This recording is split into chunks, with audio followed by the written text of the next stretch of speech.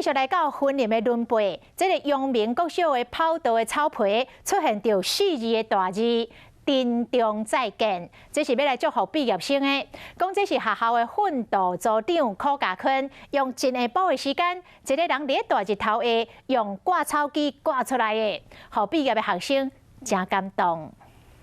为学校楼顶看落去，跑道中午500坪草埔被挂出"珍重再见"4大字，下较有学校英文缩写甲徽边。这是婚礼轮背，阳明国小训导组长柯家坤一个人使挂草机挂出来，完全不用打草稿，直接车子开了上去就直接开始创作就。之前有稍微那个割过几次哈，然后就有一个印象了。然后字的话，就是刚好就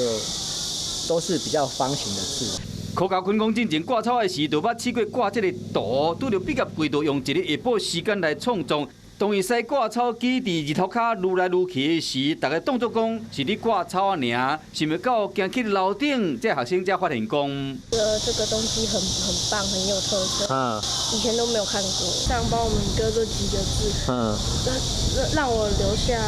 很难忘的回忆。 这大白的场景，即马嘛变成毕业生伫校园内面处境上好的地点。大家排字徛伫草坡顶畏悬的所在，翕落去，留下美好的回应。